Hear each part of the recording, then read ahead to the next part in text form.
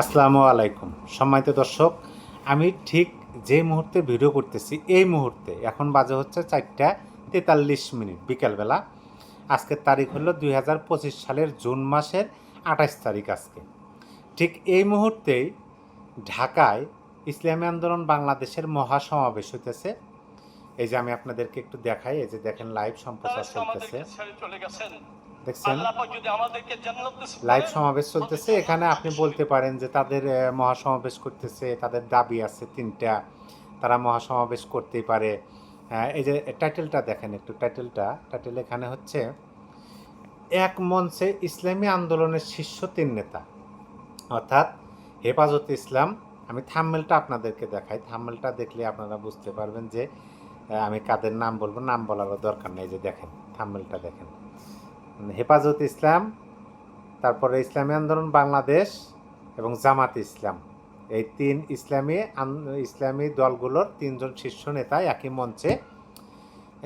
এই যে কথাগুলো বলতেছি বা এই যে তথ্যগুলো দিলাম, এটার কারণ আছে, কারণ আমি আপনাদেরকে দেখাই। যে দেখেন, এটা হলো আমাদের সময় পত্রিকার নিউজ, আজকেই বের হয়েছে, এবং এই ইসলামী আন্দোলন বাংলাদেশের যে মহাসমাবেশ হইতেছে সেই মহাসমাবেশকে ঘিরে এই পত্রিকার এই যে শিরোনাম হচ্ছে জামাত সহ বিভিন্ন দল দাওয়াত পেল, বিএনপি পায়নি।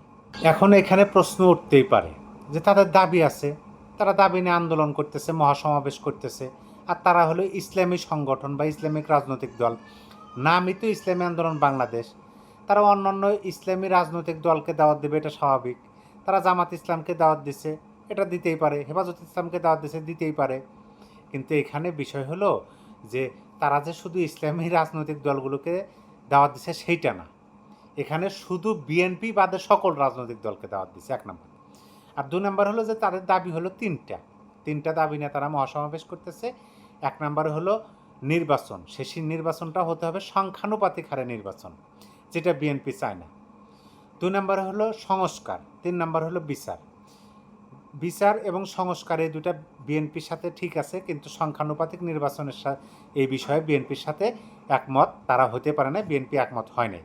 এখন এইখানেও প্রশ্ন যে তাইলে বিএনপিকে কেন দাওয়াত দিবে, যেহেতু তাদের দাবির সাথে বিএনপির কোনো সামঞ্জস্যতা নাই। ঠিক আছে, আমি এই আমাদের সময় পত্রিকা থেকে দুইটা লাইন একটু আপনাদেরকে পড়ে শোনাই। ইসলামী আন্দোলনের কেন্দ্রীয় প্রচার ও দাওয়াহ সম্পাদক শেখ ফজলুল করিম মারুফ বলেন, বিএনপি ছাড়া ফ্যাসিবাদ বিরোধী আন্দোলনে যুক্ত প্রায় সব রাজনৈতিক দলকে আমন্ত্রণ জানানো হয়েছে। আপনি বলেন, এখানে তো শুধু ইসলামী আন্দোলন বাংলাদেশ যে তারা ইসলামিক রাজনৈতিক দল দেখে অন্যান্য রাজনৈতিক দলকে, মানে ইসলামী দলকে দাওয়াত জানিয়েছে, সেরকম না। স্পষ্ট ভাষায় এখানে বলছেন বিএনপি ছাড়া ফ্যাসিবাদ বিরোধী আন্দোলনে যুক্ত প্রায় সব রাজনৈতিক দলকেই আমন্ত্রণ দাওয়াত জানানো হয়েছে। এখন আপনি বলেন যে এই যে আন্দোলনটা হলো, আওয়ামী লীগ সরকার ক্ষমতাচ্যুত হলো, বিএনপি রাজপথে ছিল না? ছিল। তারা বলতেছে ফ্যাসিবাদ বিরোধী আন্দোলন, ফ্যাসিবাদ বিরোধী আন্দোলনে বিএনপির ভূমিকা ছিল না? ছিল। তারপরেও কেন বিএনপি, এইভাবে বলা হলো যে বিএনপি বাদে সকল ফ্যাসিবাদ বিরোধী আন্দোলনকে আমন্ত্রণ জানানো হয়েছে।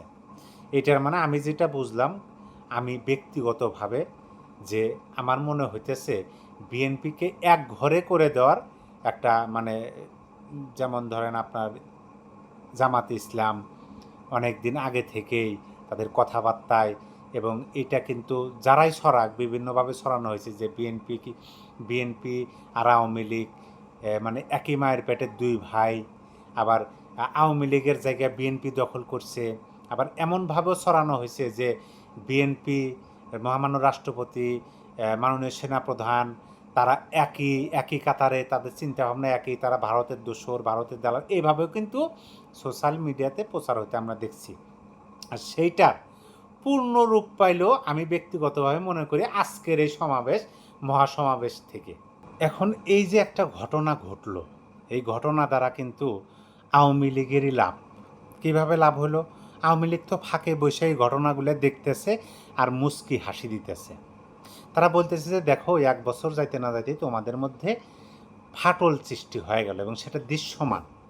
কারণ তোমরা সবাই ক্ষমতায় যাওয়ার জন্য ব্যস্ত হয়ে পড়ছো, তাই না? যে ইসলামী আন্দোলন বা ইসলামিক রাজনৈতিক দলগুলো চাইতেছে সংখ্যানুপাতিক হারে নির্বাচন, কী জন্য তারা চাইতেছে? তারা চাইতেছে এই জন্য যে যদি সংখ্যানুপাতিক হারে নির্বাচনটা হয় তাহলে তাদের ক্ষমতায় যাওয়ার সম্ভাবনাটা অনেক বেশি থাকে। অন্যথায় যদি আসনভিত্তিক নির্বাচন হয় তাহলে কিন্তু ইসলামিক রাজনৈতিক দলগুলো ক্ষমতায় যাওয়ার সম্ভাবনা খুবই কম। তাহলে কিন্তু এখানে স্পষ্ট যে সবাই ক্ষমতায় যাওয়ার জন্য ব্যস্ত, এবং এই ক্ষমতায় যাওয়ার জন্য ব্যস্ততায় পড়ে সবাই সবার সাথে মতপার্থক্য সৃষ্টি হইতেছে এবং দূরত্ব এখন দৃশ্যমান। এই যে নিজেদের মধ্যে দূরত্ব দৃশ্যমান, অর্থাৎ আওয়ামী লীগ বিরোধী যে একটা আন্দোলন করছে, সেই আন্দোলনে কিন্তু সকল ইসলামিক রাজনৈতিক দলগুলো বা বিএনপি সমমনা রাজনৈতিক দলগুলো একত্রিতভাবে রাজপথে আন্দোলন করছে। কিন্তু এই সময় এসে ইসলামিক দলগুলো বলতেছে যে বিএনপি ব্যতীত সকল ফ্যাসিবাদ বিরোধী রাজনৈতিক দলকে আমন্ত্রণ জানানো হয়েছে। তাহলে তো আওয়ামী লীগ হাসবেই, যে এখন স্পষ্ট বিএনপিকে একঘরে করে দেওয়ার চেষ্টা হইতেছে। তার মানে নিজেদের মধ্যে দ্বন্দ্ব দেখা যাইতেছে। আর যখন শত্রুপক্ষের মধ্যে দ্বন্দ্ব দেখা যাবে তখন তো কি বলে ভালোই হয় যারা পরাজিত হয়েছে। এটাই বাস্তবতা। সবাই ভালো থাকবেন, সুস্থ থাকবেন। আল্লাহ হাফেজ।